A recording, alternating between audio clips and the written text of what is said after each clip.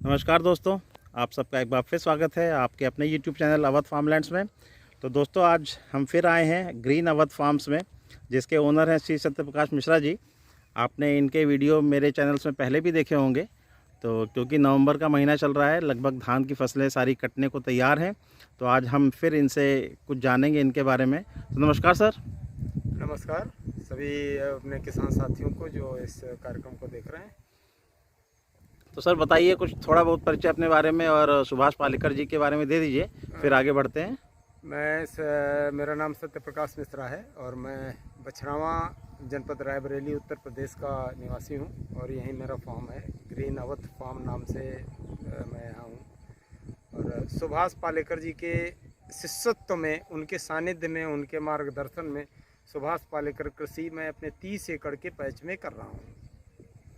और इस सीज़न में खास करके मेरे पास खुशबूदार देसी प्रजाति के चावलों का कार्य है। सर कम से कम कितने वैरायटीज़ के धान आप बो रहे हैं अपने खेतों में? मैं व्यापारिक तौर पर तो करीब 5 खुशबूदार प्रजातियों की खेती करता हूं और साथ में माननीय पालेकर जी के दिशा निर्देश के अनुसार देसी बीजों के संरक्षण का भी मैं कार्य करता हूं। तो देसी बीजों के संरक्षण में संरक्षित प्रजातियां कुल मेरे पास इस समय 32 हैं। तो सर उनके किसी के नाम बताएंगे? कई वैरायटियां हैं, काला नमक है, शक्कर चीनी है, बादशाह पसंद है, रामभोग है, चखाओ काला चावल है, बर्मा ब्लैक राइस है। और सर जो व्यापारिक दृष्टि से कर रहे हैं 5 प्रजाति, वो कौन सी है मेन? वो मुख्य रूप से एक पश्चिम बंगाल की प्रजाति है जो आपके सामने लगी हुई है, जूही बंगाल। और बोलिए सर। और एक प्रजाति उधर है, रामभोग करता हूँ मैं। मेरे यहाँ का ही एक लोकल चावल है, शक्कर चीनी और बादशाह पसंद। काला नमक की देसी प्रजाति की मैं खेती करता हूँ मुख्य रूप से। तो सर ये पूर्ण रूप से ऑर्गेनिक खेती कर रहे हैं आप? हाँ, पूरी तरह से ऑर्गेनिक तो नहीं कहिए, सुभाष पालेकर कृषि हम कहते हैं इसको, जिसमें हम किसी भी तरह का कोई भी निवेश जो बाज़ार से आने वाला है उसका इस्तेमाल नहीं करते हैं। देसी गाय के गोबर और गोमूत्र से जीवामृत, घन जीवामृत बना के उसका इस्तेमाल करते हैं अपनी खेत की फर्टिलिटी बढ़ाने के लिए। और अगर कोई रोग या कोई बीमारी आती है तो 10 पर्णी अर्क, ब्रह्मास्त्र, अग्न्यास्त्र, इन्हीं वनस्पतियों को कलेक्ट करके और गोमूत्र के साथ मिला करके हम अपनी दवाइयाँ बनाते हैं। तो सर आजकल जो देखा जा रहा है कि 2 पद्धति से आप लोग धान की बुवाई करते हैं, एक नर्सरी लगा के और एक डायरेक्ट बुवाई। जी ये उसके बारे में भी कुछ बताएंगे? बिल्कुल बताएंगे। बड़ा अच्छा सवाल आपने बीच में पूछा है। हमारे यहाँ पारंपरिक रूप से पुरातन में धान की खेती सीधी बीज की बुआई के द्वारा ही की जाती रही है। ये बीच में जापानी पद्धति आ गई हमारे यहाँ, जिसमें हम खेत में पानी भर के कीचड़ बना के और अलग नर्सरी करके उसमें ला करके हम उसकी रोपाई करके धान की खेती करने लगे, जिसमें पानी की बहुत ही ज़्यादा बर्बादी होती है। तो इस पुरानी चीज़ को वापस लाने के उद्देश्य से हमने सीधी बुआई से धान की खेती करनी शुरू की। हम आज आपको दोनों तरह के पैच हैं हमारे पास, कुछ में हमने रोपाई भी करी हुई है और कुछ में हमने सीधी बुआई भी करी हुई है, वो हम आपको दिखाएंगे। ये बिल्कुल आप हमारे बगल में जो प्लॉट लगा हुआ है जूही बंगाल का, ये बिल्कुल सीधी बुआई से किया गया है। आप देखिए, इसकी बढ़वार देखिए, इसकी टिलरिंग देखिए, ये कहीं भी रोपाई की पद्धति से कम नहीं होती बल्कि ज़्यादा होती है। ये आप देखिए, धान बिल्कुल पक्के तैयार है कटने के लिए। छोटा सा चावल होता है, खुशबूदार चावल होता है, खाने में छोटे छोटे दाने दिख रहे हैं। खाने में बहुत ही स्वादिष्ट होता है। सीधी बुआई की पद्धति में खेती करने में पानी की आप मान के चलो कम से कम 60 से 70% बचत होती है।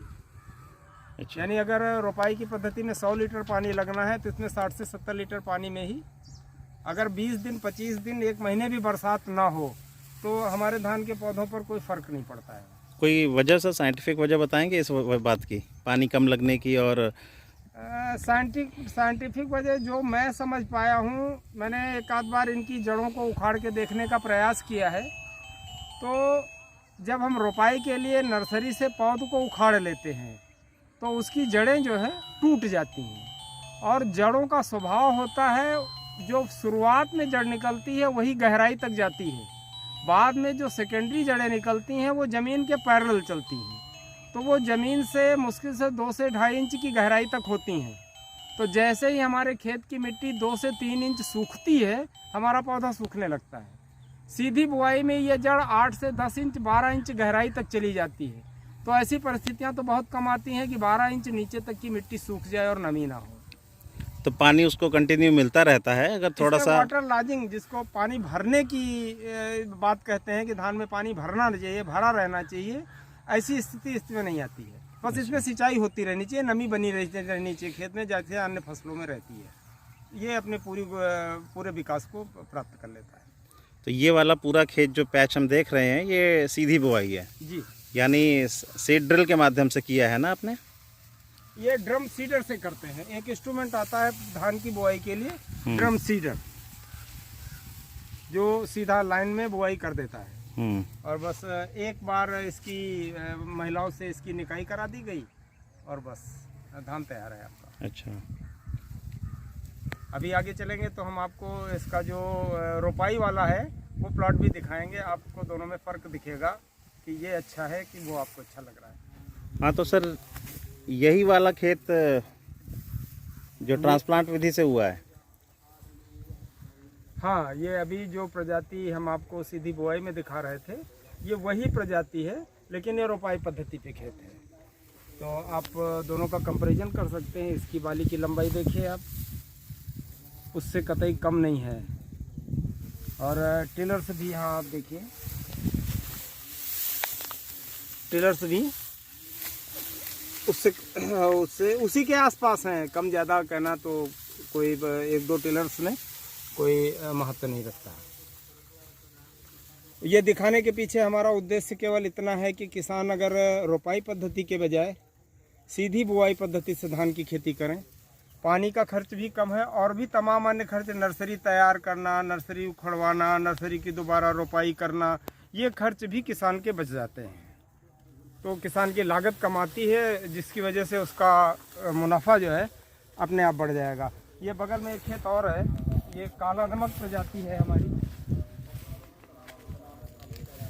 ये भी सीधी बुआई पद्धति से किया गया है।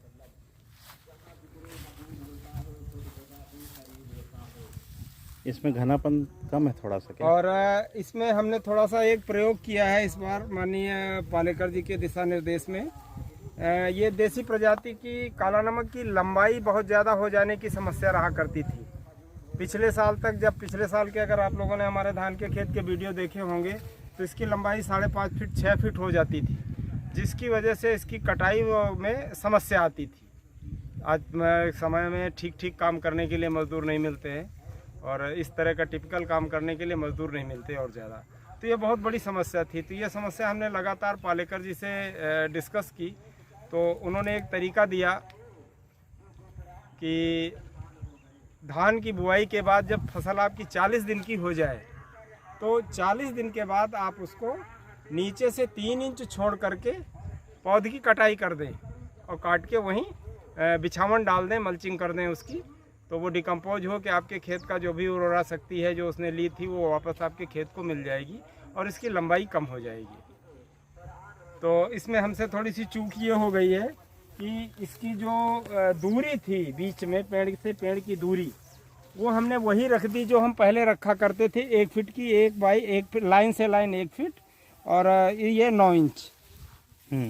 तो लंबाई कम होने की वजह से ये बिरला दिख रहा है। अच्छा, अगर ये दूरी थोड़ा सा बाकी उसकी तरह से घटा दी जाए तो खेत भरा भरा दिखने लगेगा। तो ये नई चीज़ है जो अगली बार आप फॉलो करेंगे? हाँ, अगली बार इसको हम पूरा करके और फिर से आप लोगों को बताने का प्रयास करेंगे। तो सर आप इन खेतों में जो अपना गोबर और वो 4 चीज़ों का मिश्रण जीवामृत डालते हैं, वो किस तरह से उसका उपयोग किया जाता है? जीवामृत ज़्यादातर तो सिंचाई के साथ ही चलाते हैं हम।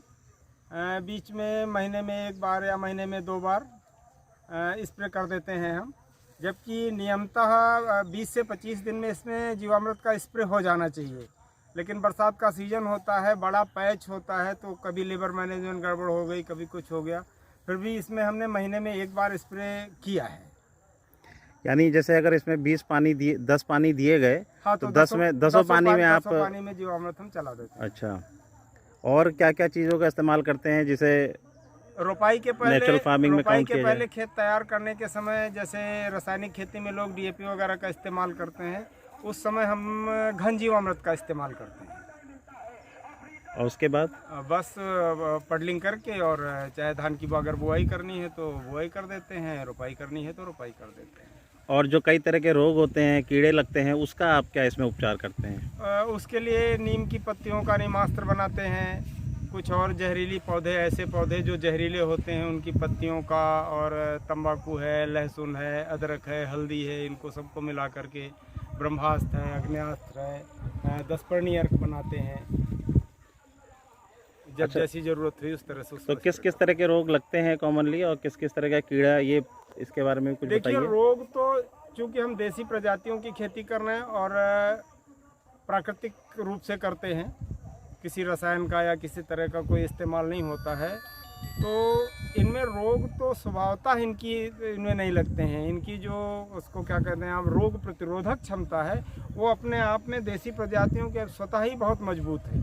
तो रोग जैसी कोई समस्या तो नहीं आती, लेकिन जब कभी कभी कीट आ जाते हैं तो उन कीटों को भगाने के लिए नीमास्त्र या ब्रह्मास्त्र का स्प्रे कर देते हैं, और कीटों से हमारी फसल सुरक्षित हो जाती है।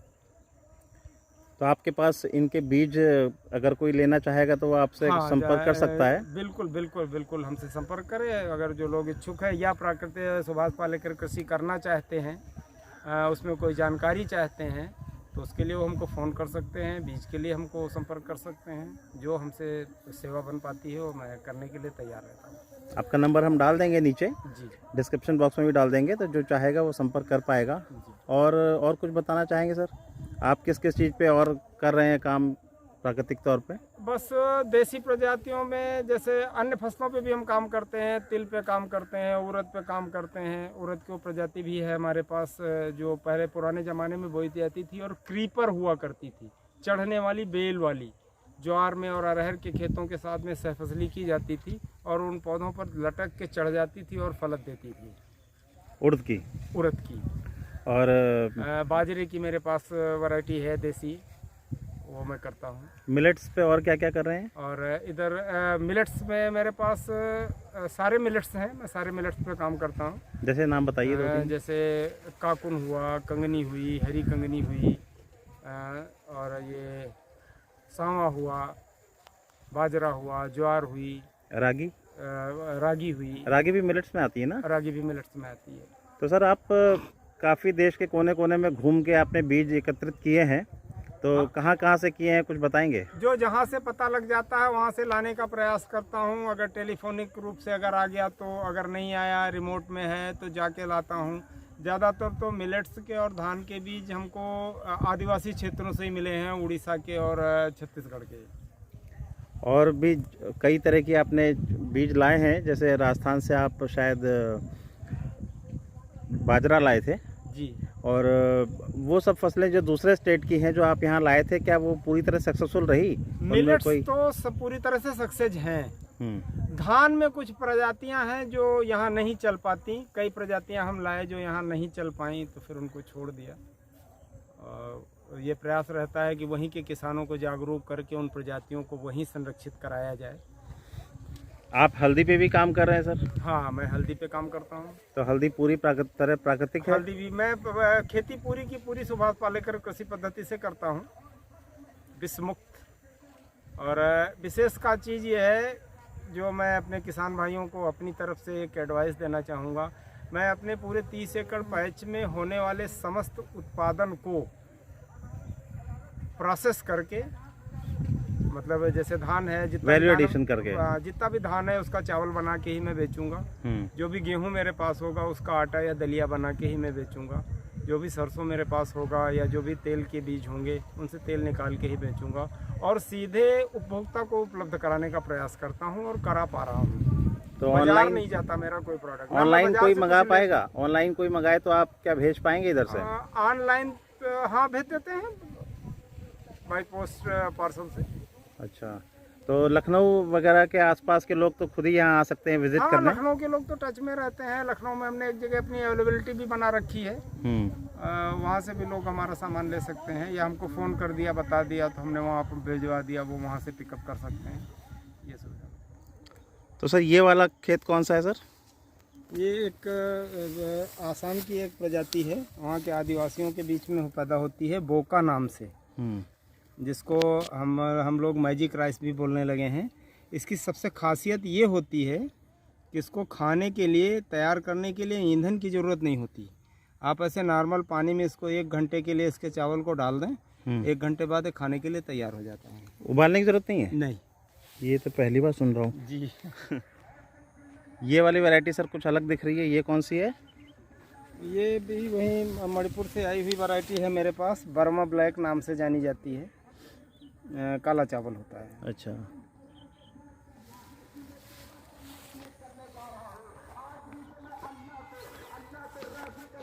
ये अगली वाली? ये तो वही काला नमक है। अच्छा, ये भी काला नमक है, ये भी बोना किया गया है। वैरायटी वही है हमारे पास। अब की अच्छा। हमने सारा उसी टेक्नोलॉजी पे काम किया है, तो इसकी लंबाई 6 फीट के बजाय 2.5-3 फीट पे आ गई है। हालांकि इसकी लंबाई को अगर 4 फीट के आसपास रखा जाए तो प्रोडक्शन बढ़ेगा, क्योंकि बाल भी तने के साइज के हिसाब से बाल का साइज भी छोटा हो गया है, जो आगे चल के अगर थोड़ा सा लंबाई इसकी 1 फीट और बढ़ा दी जाए तो बाल का साइज भी बढ़ जाएगा और टिलर्स भी बढ़ जाएंगे। मोरिंगा भी आपने लगा रखा है? हाँ, मोरिंगा लगा रखा लेकिन है। काफ़ी पौधे उजड़ गए हैं। ये बंदरों ने तोड़ दिए हैं। बंदर की समस्या यहाँ बहुत ज़्यादा है, जब भी आ जाते हैं तो सारा पेड़ तोड़ देते हैं पत्ती खाने के चक्कर में। बंदरों को पहले से ही मालूम है कि कौन सी पत्ती उनके लिए लाभदायक तो है। पक्षियों और बंदरों से हमको सीखने की ज़रूरत है, क्या चीज़ खाने लायक है। देसी धान और देसी प्रजातियों में पक्षी बहुत नुकसान करते हैं, जबकि वहीं क्रॉस और हाइब्रिड वैरायटीज में कोई पक्षी नहीं जाता, वो एक चावल नहीं खाएंगे। मुझे भी याद है, आज से कम 8 या 10 साल पहले की बात है, जब मैं बेंगलोर में था तो हमारे यहाँ एक पपीते का पेड़ हुआ करता था जी। तो उस वक्त ये डेंगू वाला बुखार नया नया शुरू हुआ था। तब लोग कहने लगे थे डेंगू नाम का एक बीमारी आई है। तब मैंने देखा एक पर्टिकुलर सीज़न आया कि बंदर आए और उन्होंने एक एक करके मेरे पेड़ के सारे पत्ते खा डाले। हाँ। तो हमसे पहले उनको मालूम था इसका इलाज। वो चूंकि प्रकृति से सीधे जुड़े हुए हैं, इसलिए प्रकृति उनको संभालती है, प्रकृति उनको रास्ता बताती है। बहुत ठंड में जब खूब यहाँ शीत लहर चल रही होती है, टेम्परेचर 1 डिग्री और 1 डिग्री से नीचे जाता रहता है, उस समय हमने अनुभव किया, देखा है बंदरों को मदार की पाती खाते हुए, जो बहुत जहरीला होता है। खाने के बाद मृत्यु हो जाने की संभावना रहती है। मैंने उनको मदार की पत्ती खाते देखा है, ठंड से बचने के लिए। चलिए सर, फिर ये मुझे लगता है ये प्रजाति जो सामने दिख रही हैं, यही आपने बीज बनाए हैं। हाँ, बीज के तौर पे जिनका संरक्षण हो रहा है। ये बीज संरक्षण के लिए यहाँ छोटे छोटे पैच में तमाम तरह की वैरायटी के धान लगे हुए हैं। चलिए आइए दिखाते हैं आपको।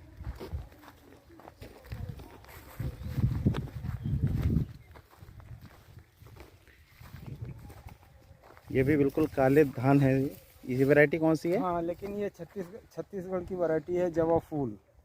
जवा फूल ब्लैक रंग का है और दाने भी काफी छोटे हैं। खुशबूदार चावल होता है, दाना काला नमक की अपेक्षा छोटा होता है। अच्छा,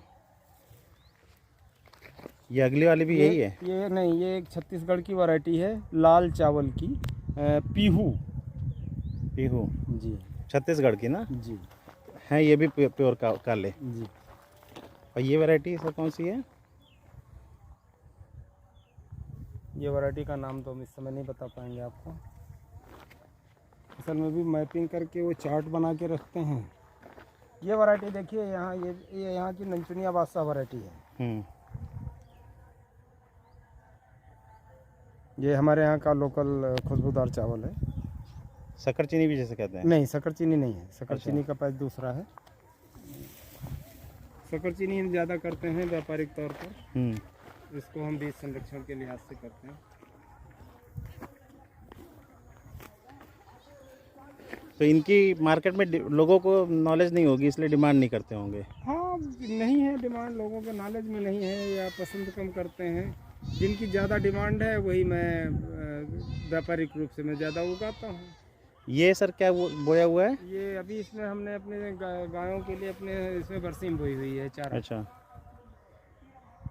अभी बोई गई है 1-2 दिन पहले, तो अभी जमाव नहीं हुआ इसका। अच्छा, मुझे लग रहा था गेहूं है। नहीं। उधर से देखें सर फिर। हाँ देखो, साइड पे जाएगा। ये भी एक काला रंग का ही धान है। जी। ये हमारे यहाँ की लोकल प्रजाति है संभरी नाम से। संभरी में 2 प्रजातियाँ हैं, एक ये काली संभरी लगी हुई है, एक पैच उधर कटा है, अभी खेत में धान पड़ा हुआ है। वो थोड़ा वो सफ़ेद कलर की होती है, ब्राउनिश। इसका धान बिल्कुल काला होता है। और ये वाली वैरायटी सर, ये ब्राउन रंग की है, भूरी भूरी है।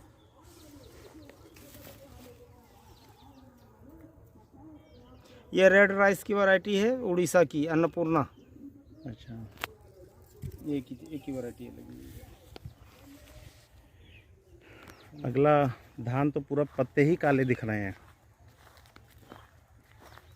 ये वैरायटी सर कौन सी है जिसमें पूरा पौधा ही काले रंग का है?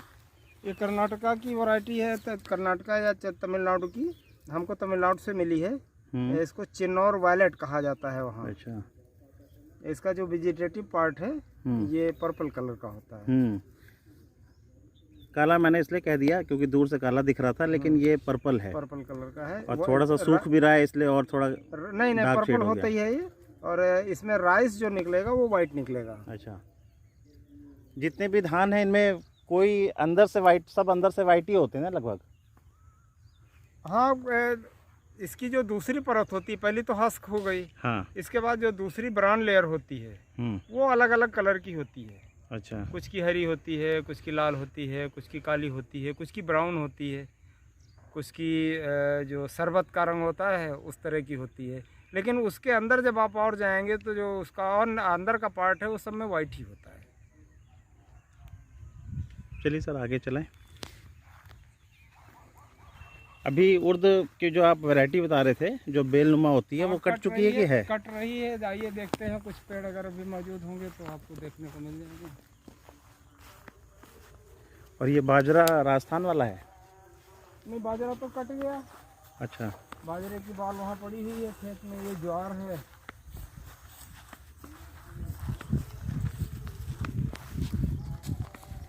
ये लगता है पक्षियों ने खा डाला है बहुत सारा। तो ज्वार ना हो तो खाएंगे।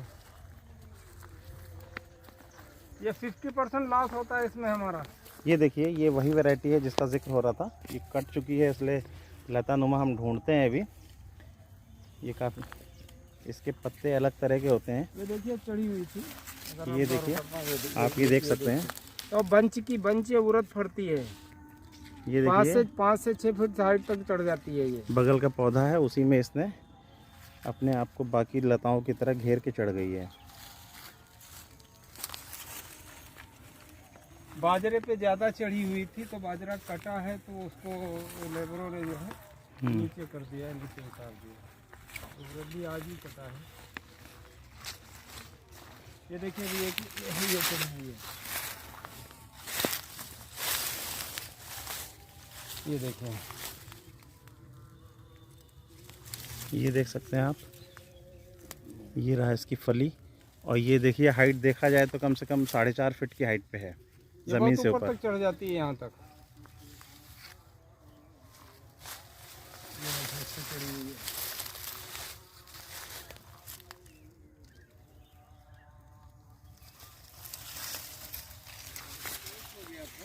ये देखिए, मैं आपको पास से इसके पत्तों का आकार दिखाता हूँ। ये जो आप पत्ते देख रहे हैं, बिल्कुल अलग तरह का इसका ये पत्ता होता है, लीफ होती है। ये उर्द है। आप जो अपने अगल बगल देखते हैं वो काफ़ी अलग होते हैं। ये बिल्कुल नुकीला पत्ता है इसका। ये देखिए, बिल्कुल डिफरेंट। ये देसी वैरायटी है। बिल्कुल नेटिव वैरायटी है हमारी, बहुत पुरानी।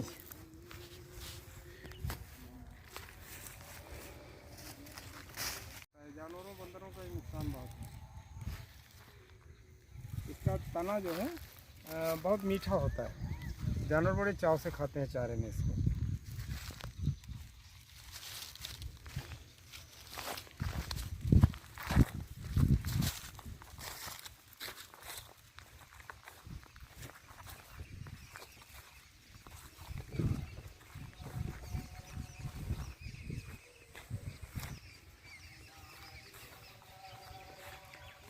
ये देख सकते हैं सर का गोवंश, यही वो देसी गोवंश है जिसका यहाँ पालन भी हो रहा है, और ये बदले में हमें जो अपना गोमूत्र गोबर देती हैं, इसी से पूरी तरह प्राकृतिक खेती हो रही है। और वो शेड है जहाँ पे ये पाली जाती हैं, और काफ़ी टेक्निकल है सर, सारे नए यंत्र यूज़ कर रहे हैं। कुबोटा का ट्रैक्टर है इनके सर के पास, ये पुराना ट्रैक्टर है जो आजकल डिस्कार्ड हो गया है।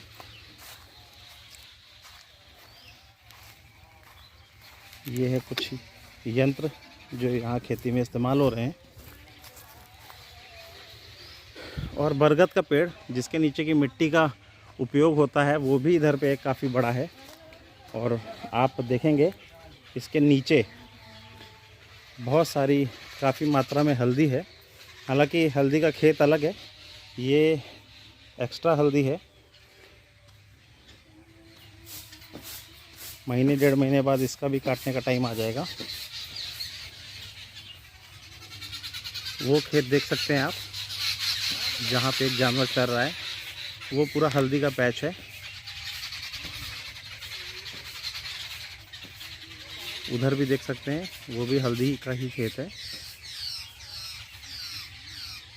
ठीक है सर, फिर नमस्कार। फिर हम दोबारा मिलते हैं आपसे, आपके फार्म पे आते रहेंगे। आप जब भी हमें बुलाएंगे, आपके यहाँ कोई नई वैरायटी या फसल कटने का दौर आएगा तो आप हमें ज़रूर याद कीजिएगा, ताकि दर्शकों को पूरे इंडिया में फ़ायदा मिले। सुभाष पालेकर जी की पद्धति, जिस पे उन्होंने बहुत गहन रिसर्च किया है और काफ़ी सेवा भाव से पूरी दुनिया में फैलाया है। जी बिल्कुल, हम चाहें में काम करते हैं गुरुदेव हमारे। हम चाहेंगे कि पूरी दुनिया के पास वो पहुँचे, मेरे माध्यम से, आपके माध्यम से। और इसी के साथ फिर रखते हैं, फिर मिलेंगे। धन्यवाद।